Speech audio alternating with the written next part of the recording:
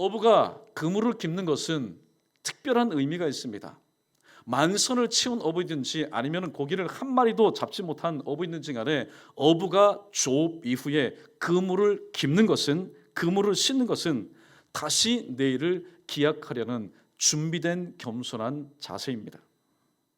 어부가 한 마리의 고기도 잡지 못하고 빈배로 돌아왔을 때 그 씁쓸함과 그 쓰라림은 오죽하겠습니까? 초년생이 나갔으면 말이 됩니다. 그래, 한번 나갔는데 실패할 수도 있지. 그러나 베드로를 위시해서 이 팀워크가 완벽하였던 이 어부들은 지금까지 이 갈릴리 호수를 통해서 잔뼈가 굵은 어부 베테랑들입니다. 그런데 한 마리도 잡지 못했다는 것은 그들에게는 크나큰 충격이자 크나큰 아픔이었습니다. 그러나 이러한 쓰라린 실패를 경험했다고 해서 고기 잡는 것을 그만두는 사람은 없습니다. 아이들을 가르칠 때에 아이들의 성적이 오른다고 교편을 그만두는 교사 없습니다. 전도하였는데 전도되지 않는다고 당장에 전도 사역을 그만두는 사람 없습니다. 어부도 마찬가지입니다. 왜냐하면 오늘과는 다른, 실패한 오늘, 나에게 아픔을 준 오늘과는 다른 내일을 기약하기 때문입니다. 1941년 영국이 패배 직전에 있었습니다. 모두들, 국민들도 학생들도 실에 차 있습니다. 이제 대영 제국은 몰락하는구나. 그때 영국의 수상 처칠이 모교를 방문해서 유명한 말을 남기지 않습니까? Never give up, never, never. 예. 절대로 포기하지 마십시오. 절대로 포기하지 마십시오. 이 세상에서 가장 쓰기 힘든 사람이 누구일까요? 재능이 없는 사람, 달란트가 없는 사람, 약한 사람, 병든 사람 아닙니다. 이 세상에서 가장 쓰기 힘든 사람은 스스로 절망하고 스스로 포기하는 사람입니다. 이런 사람은 아무것도 할 수 없기 때문입니다. 그러므로 비록 삶의 현장에서 내가 직분자요, 내가 교회이지만은 실패하고 또 헛수고의 밤을 지새고 돌아왔다 할지라도 오늘 본문의 베드로처럼 절망하거나 우리는 낙심하지 말고 하나님께서 내 생애 가운데 오늘을 발판 삼아서 또 새롭게 열어주실 내일 다음 페이지가 있음을 기억하고 우리는 소망 중에 다시 한번 준비할 수 있어야 됩니다. 세상 사람도 노래합니다. 언젠가는 좋은 날이 돌아오겠지. 언젠가는 좋은 날이 있겠지. 언젠가는 굳은 날도 힘든 날도 끝이 나겠지. 믿지 않는 사람들도 그 마음에 소원을 담아서 글로 읊어서 노래를 한다거든. 하물며 하나님의 자녀요 성도인 우리가 헛수고의 밤을 하루 지난다고 해서 스스로 좌절하고 낙심하는 것은 그것은 답지 못한 행동입니다. 여러분, 정 힘들고 정 여러 번 지치시면은 스스로 여러분 쉼표를 한번 찍어서 휴식의 시간, 회복의 시간, 재충전의 시간을 가지십시오. 그러나 아무리 힘들고 어려워도 마침표만은 찍지 마십시오. 마침표는 하나님이 찍어주시는 거지 내가 스스로 찍는 것이 아니기 때문입니다. 인생의 쉼표 뒤에는 하나님의 아름다운 선율이 우리의 삶 가운데서 흘러넘칩니다. 그러나 내가 스스로 찍은 인생의 마침표 뒤에는 하나님의 그 어떤 음성도 우리는 들을 수가 없습니다. 왜 들을 수 없습니까? 내가 스스로 찍었기 때문에, 내가 스스로 눈을 감아버렸고, 내가 스스로 귀를 닫아버렸고, 내가 스스로 마음 문을 닫아버렸기 때문에 하나님의 그 어떤 음성도 들을 수가 없다라는 사실입니다. 한편 갈릴리 호수에서 두 배를 보신 예수님이 그 중에 한 배에 오르십니다. 그런데 그 배는 누구의 배였습니까? 바로 베드로의 배였습니다. 3절 말씀, 예수께서 한 배에 오르시니 그 배는 시몬의 배라. 시몬의 배라. 우리 다시 한번 따라 보겠습니다. 헛수고의 밤을 지난 사람일수록 예수님을 모셔야 합니다. 예수님이 오르신 이 시몬의 배는 지난 간밤에 밤새도록 조업해서 만선을 이룬 말 그대로 성공을 가져다준 배가 아닙니다.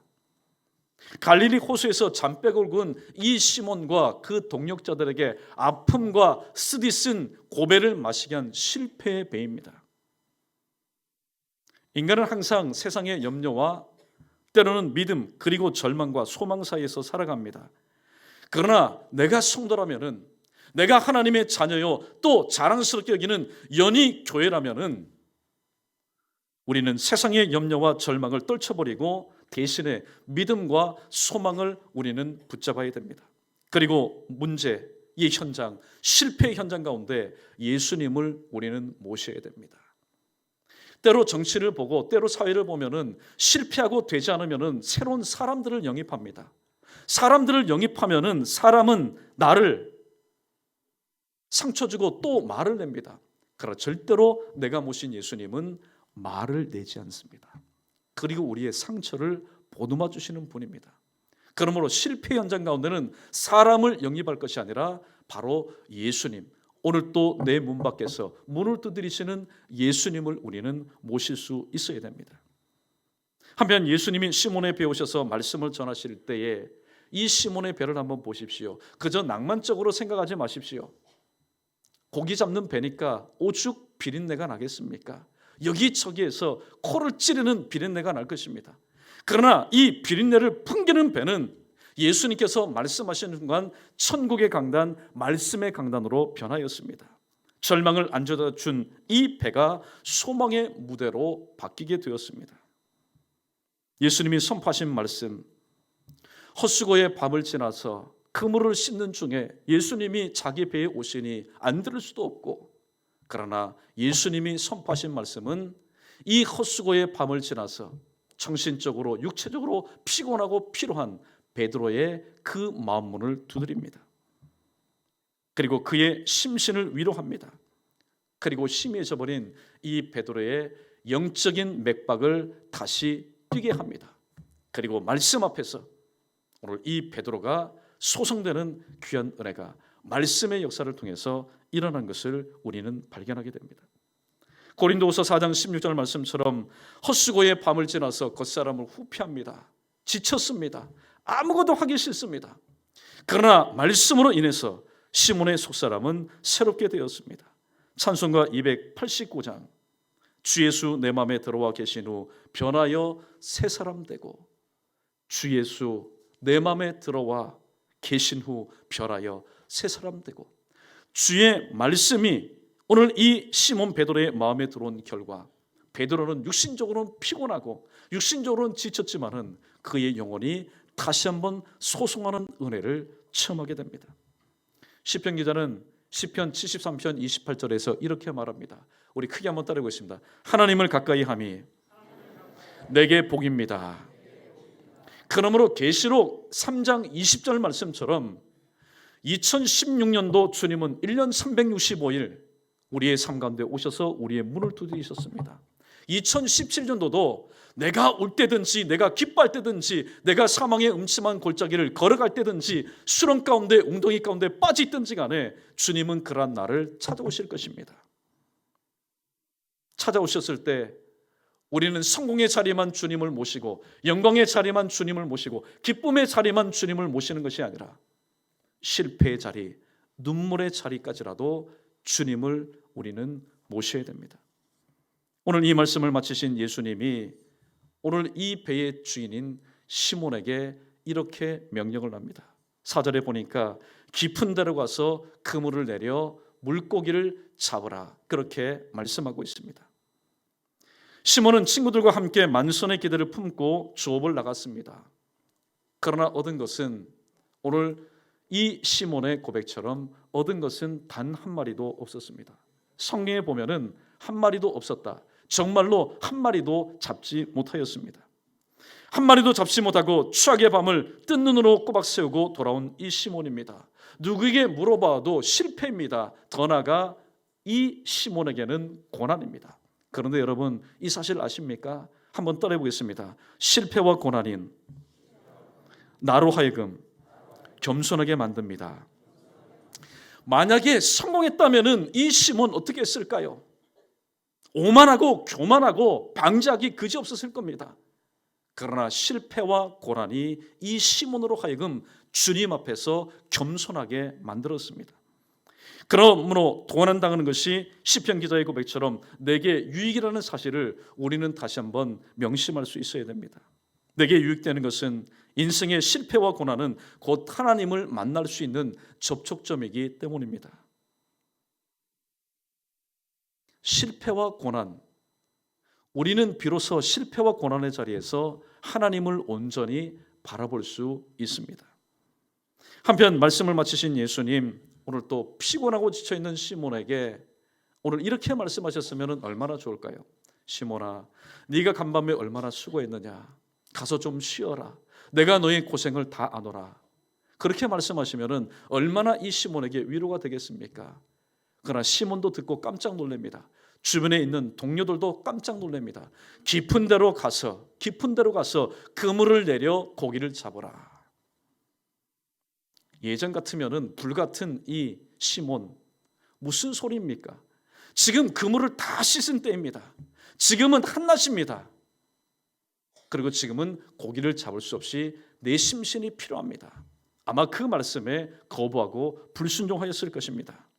그러나 헛수고의 밤을 지난 그 날, 주님이 찾아오셔서 말씀하실 때 그 말씀 앞에 꼬그라졌던, 그 말씀을 받았던 시몬의 태도는 연희와는 달랐습니다.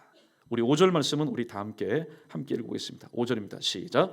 시몬이 대답하여 이르되 선생님, 우리들이 밤이 새도록 수고하였을 때 잡은 것이 없지만은 말씀에 의지하여 내가 그물을 내리리이다 하고. 아멘. 오늘 이 5절 말씀을 통해서 5절 이전의 베드로의 그 모습이 5절 이 말씀을 통해서 이후의 모습으로 변환되는 바로 중요한 기점이 되고 있습니다. 시몬 베드로 비록 피곤하고 지쳐 있지만은 자신의 배에 오르신 예수님의 말씀을 듣습니다. 경청합니다. 왜 저분이 하필이면 내 배에 올라오셨을까? 그리고 그 하신 말씀 가운데 눈을 뜨고 귀를 열고 마음문을 열어서 말씀을 달게 받습니다. 말씀을 듣고 난 시몬은 예수님의 어떤 명령에도 순종할 만한 믿음이 생깁니다. 로마서 10장 17절 말씀, 믿음은 들음에서 나며 들음은 그리스도의 말씀으로 말미암는다. 예수님의 말씀을 들을 때에 믿음이 생겼습니다. 어떤 믿음입니까? 조건과 시기와 상황에 맞지 않는 말씀이라도 순종할 수 있는 믿음이 생기게 되었습니다. 조금 전에 말씀드린 것처럼 시기상으로 고기를 잡을 수 없는 낮입니다. 또 장소상으로 고기를 잡을 수 없는 깊은 곳입니다. 형편상으로도 고기를 잡을 수 없는, 이미 다 그물을 씻어놓은 그런 상황입니다. 무엇보다도 시몬은 누구입니까? 노련한 어부입니다.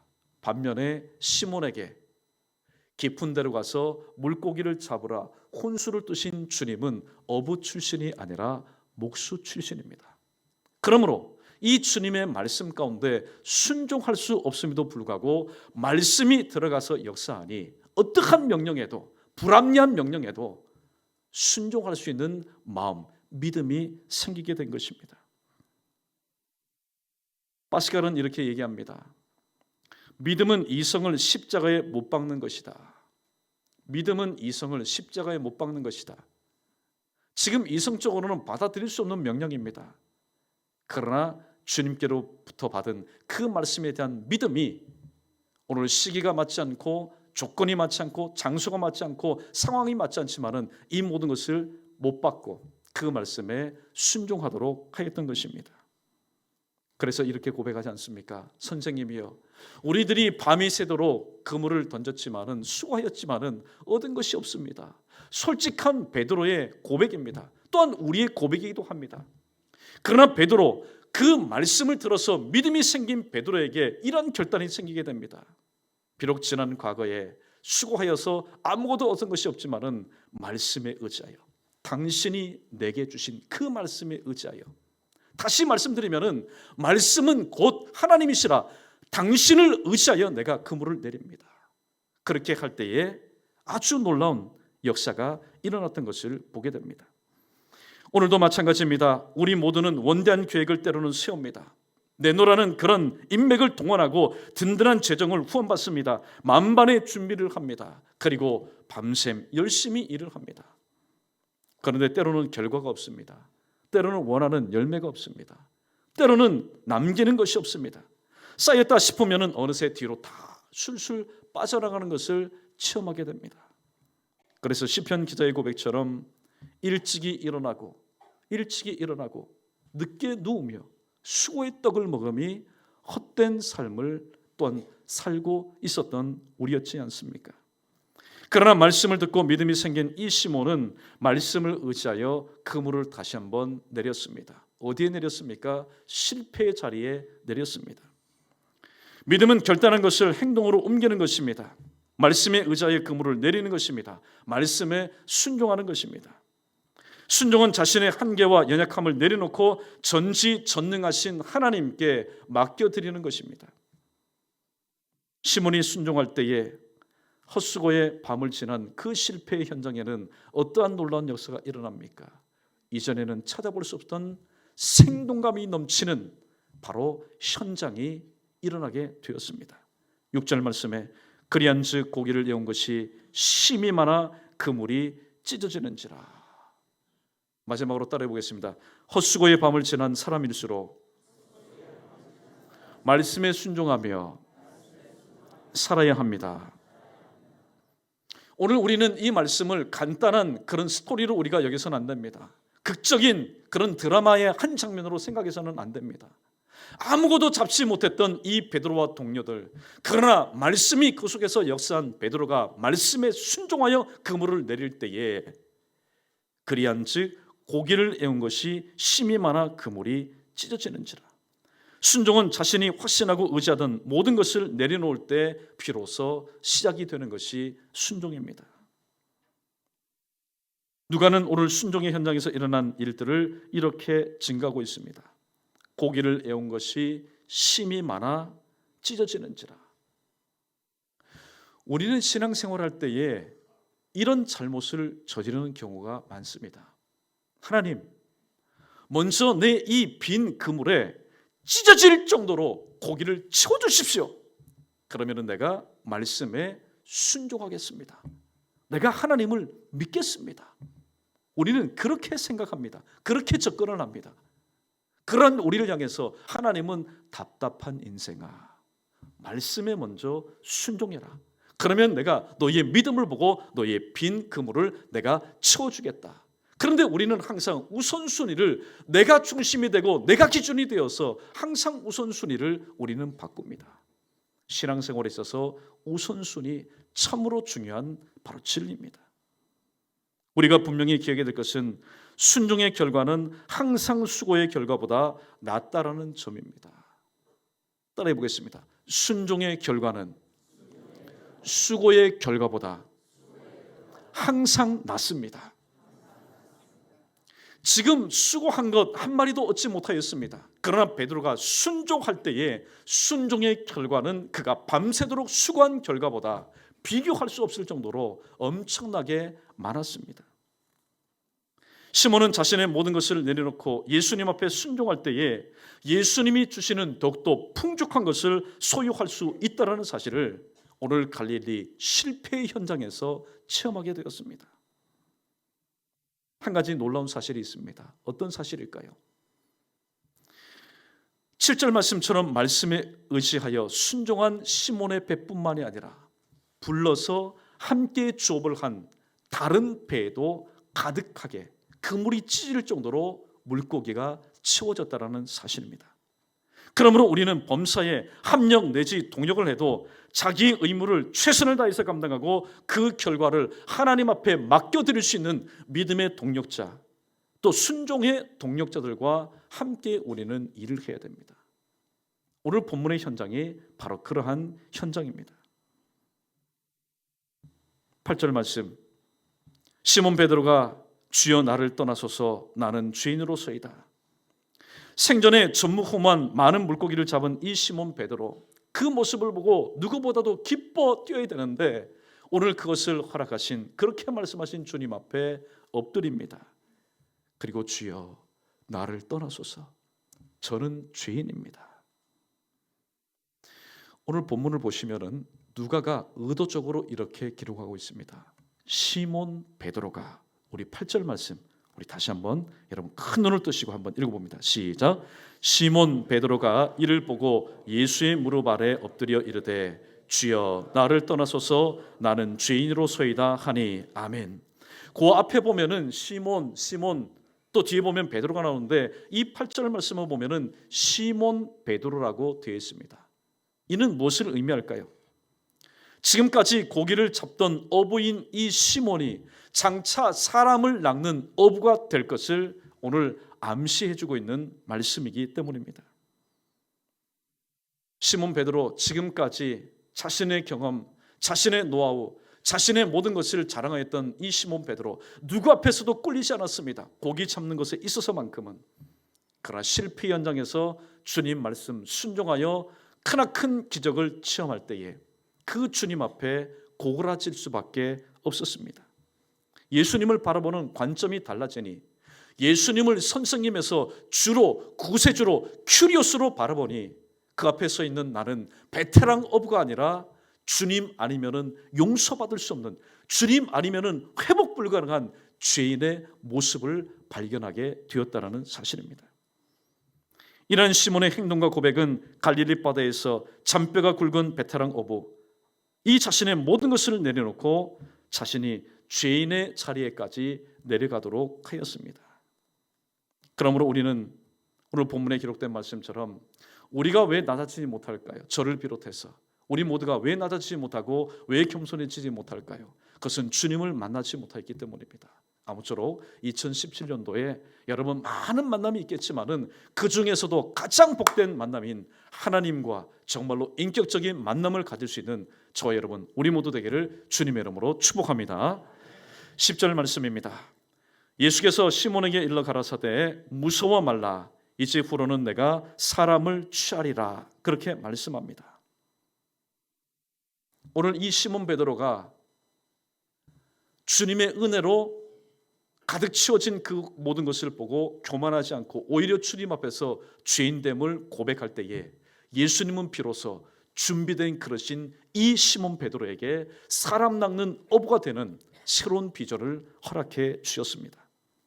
예수님의 부르심은 시몬의 삶의 방향을 갈릴리 바다에서 영혼 구원을 위한 이 전 유대로 하나님은 확대하셨고 삶의 목적을 고기잡이에서 예수님을 위해 사는 인생으로 변화시켜 주셨습니다. 누가는 오늘 본문 마지막 11절에서 만선으로 돌아온 이들이 배를 육지에 대고 모든 것을 버려두고 예수님을 쫓았다 얘기하고 있습니다. 베드로가 바보입니까? 어떻게 해서 얻은 만선의 여러분 기쁨입니까? 그러나 이 모든 것을 다 버려두고 예수님을 쫓았다고 말씀하고 있습니다. 갈릴리 바다는 이들의 삶의 터전입니다. 배는 이들에게 있어서 생계수단의 아주 중요한 도구입니다. 그러나 헛수고의 밤을 지나서 외로움과 슬픔 가운데 아픔 가운데 있었던 자기 자신을 찾아오신 예수님, 그리고 주님께서 말씀하신 그 말씀의 능력을 통해서 순종할 때에 오늘 또 시몬 베드로가 깨달았던 것이 무엇일까요? 주님이야말로 내 생애의 모든 것이 되시는 분이심을 깨닫게 되었습니다. 예수님이 나의 생의 일부분으로 느껴지는 사람 순종할 수 없습니다. 여러분 탓하지 마십시오. 또 정죄하지 마십시오. 순종하지 못한다고 비아냥거리지 마십시오. 왜냐하면 예수님을 나의 생의 일부분으로 여기는 자, 목사인 저도 마찬가지입니다. 저도 생각에 주님이 나의 삶 가운데 일부분이다 생각하면 절대로 하나님 말씀 앞에 순종할 수 없습니다. 그러나 아무리 소홀할지라도 이 시간 참여한 우리 유초등부 아이랄지라도 아니야, 주님은 나의 전부입니다, 주님은 나의 모든 것입니다 라고 고백하는 그런 소자라면 하나님의 어떤 말씀에도 순종할 수 있게 되는 것입니다. 시몬과 오늘 동역자는 손이 수고한 대로 얻게 되었고 형통하게 되었습니다. 이 모든 것은 바로 하나님의 말씀에 순종하였기 때문에, 하나님의 말씀을 의지하였기 때문에 나타난 하나님의 은혜의 결과입니다. 말씀을 정리합니다. 말씀을 정리합니다. 우리 자막에 뜬 말씀 우리 한번 천천히 우리 읽어보겠습니다. 자, 첫 번째부터 읽습니다. 시작.